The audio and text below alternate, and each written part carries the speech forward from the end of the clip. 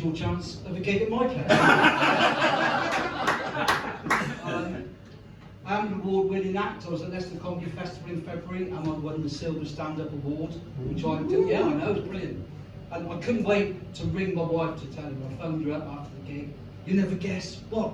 I've only gone and won it. Oh, that's brilliant. That is brilliant. What did you get? Trophy? Oh, fantastic. Drove home 2 hours later in the living room showing you the trophy. So is this what you won? Yeah. Anything else? No? I have been on the website. Right. When were you going to tell me about the £500 cash prize? Because that's what our relationship has sunk to, basically. No trust whatsoever. No trust.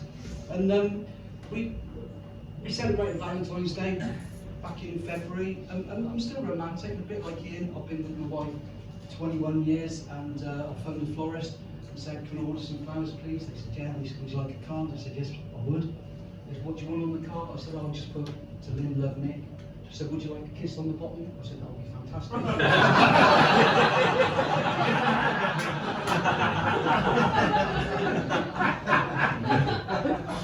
"What time do you want me there?" And she said, "No, I meant on the card." I said, "Yeah, I know.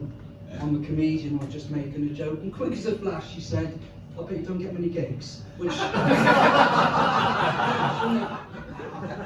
not the first time I've been rebuffed. I was at the VW garage at the weekend looking at a new Polo in burnt orange. Sales lady came up and said, "Do you like the colour?" I said, "Actually, I do." She said, "I call it Marmite colour." I said, "No, it's definitely burnt orange." She went, no. I meant, you either love it or hate it." I said, "Yeah, I know. I'm a comedian, I'm just making a joke." And she just went, "Oh," and walked off. But we have been married 21 years, and my wife said to me around the Valentine's Day, she said, "Can you remember how we first met?" Right, now by that accent you will have realised I am married to a lady who hails from Bangladesh. I said, "No, it was a long time ago. How do we think?" She said, "You had an advert in the paper. In fact, you had two. I only responded to the one." I didn't know that. I put an advert in the Lonely Hearts column. I said, "Why did you only respond to the one?" She said, "Well, in the second one, you put your height." And that put me off, right? And I didn't realise how heightist she was. Right? About a week after we'd been together, I suggested we go for a day to Alton Towers. She said, "Well, not much point you going, is there?"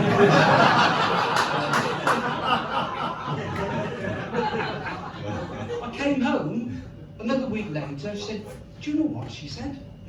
"I've done some research, and you're only 9 inches taller than the largest emperor penguin ever recorded."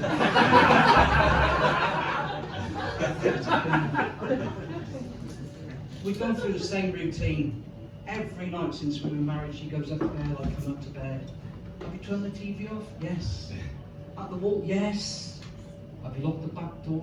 "Yes." "Have you locked the front door?" "Yes." "At the bottom?" "Yes." "At the top?"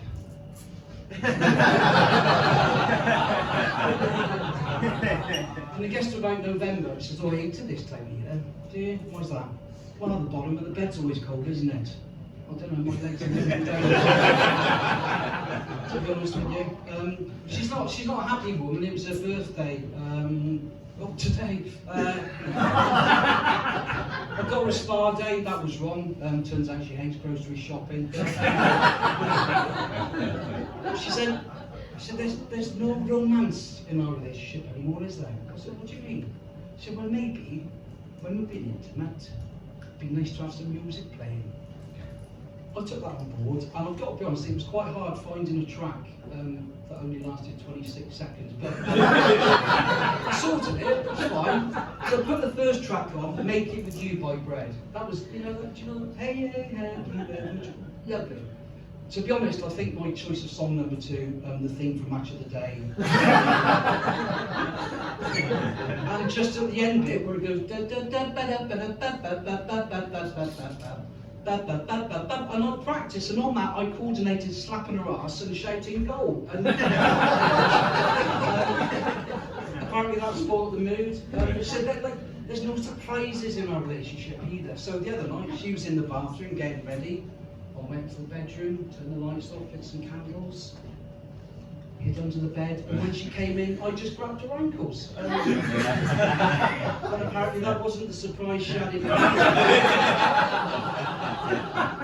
but she did surprise me just before Christmas. She said, "You have remembered, you're picking me up from my work stool tomorrow." Now, that did come as a surprise, because she's self-employed and works from home. But no, that's fine. So I turned up at the allocated time, she got in the car, and all I said was, "You had a nice time?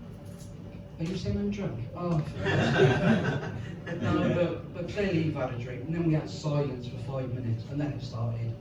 I don't think you love me." "Oh, God, here we go. In fact, I don't think you ever love me." So, well, I do, I have. Can't guarantee going forward what's going to happen, but, you know, what well, if you love me, you can prove it right now. I said, "How am I going to do that?" She said, "You can make love to me in this car." I said, "Well, that's not going to happen." She said, "Give me one good reason." I said, "Well, I'll give you 3.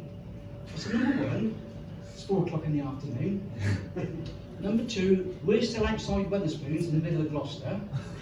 And number 3, we've got your girlfriend Chris in the back because we're giving her a lift home." And that's the thing, right? She's got a girlfriend, they do loads together. I haven't got a problem with that. At the end of April, they're going away for 7 nights on a cruise to Norway. 7 nights away together. I want 1 night away with my girlfriend. Oh, the grief. So we did a bit like him. We did dry January this year, and we still drank, just no sex. But it was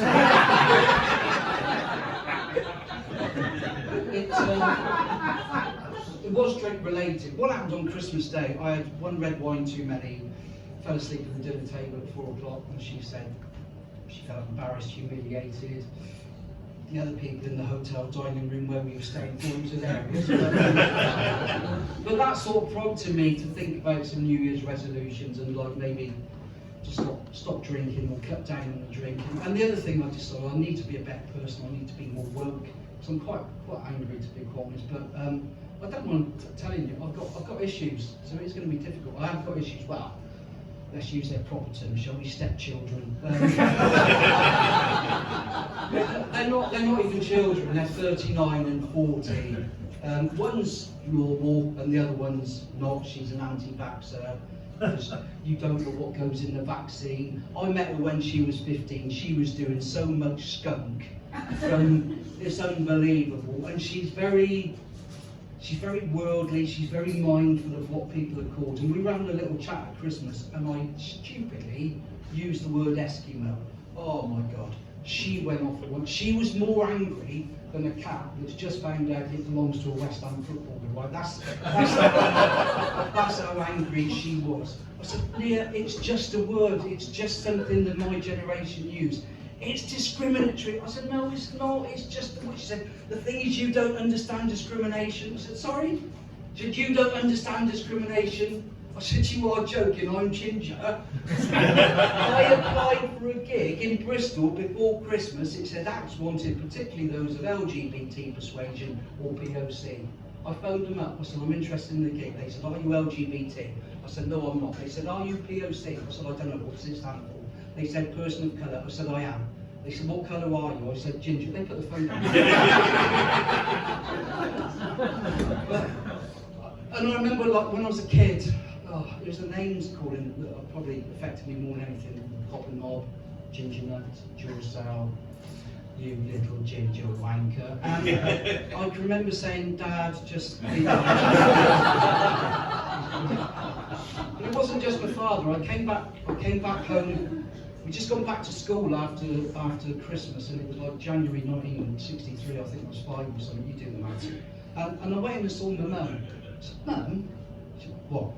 I said, "Well, all the other boys in my class were talking about the presents they had on Christmas Day." She said, "And?" I said, "Well, I didn't get any, did I?" And she looked at me straight in the eye and said, "No, you didn't. And that's because Santa don't stop for ginger kids." Yeah. It sounds harsh, I've got two ginger kids. I'm not spending a penny on one for Christmas. It's been fantastic, to be honest. But I'm sort of mindful that we do live in a very politically correct world these days, and you've got to be mindful of what you say up here. And I'll just give you a couple of examples before I go. About a year ago, Bideford in North Devon, historically has always been known as the little white town because of its whitewashed houses. Like, somebody decided that's offensive, that's racist. They now had to have that title removed from all their signs. People in Whitehaven shit themselves. I've got to be honest, that joke normally gets a far better laugh. And you've been really good up to that point, and now you just let yourselves down. But just a little bit closer to home, I went to my local Greggs last week and said, oh, can I have, I'll have that Cornish pasty. She said, I can't sell you that. Well, is there something wrong? She said, no, but I can't sell you it as a Cornish pasty because we've had a memo from head office to say we can't call it Cornish pasty because it's not made in Cornwall.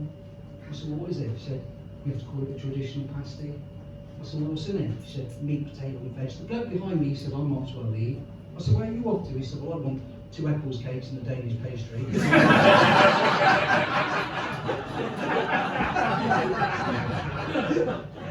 So I turned back round and I said, so it's exactly the same as the Cornish pasty? She said, yeah, exactly the same. Do you want it? I said, no.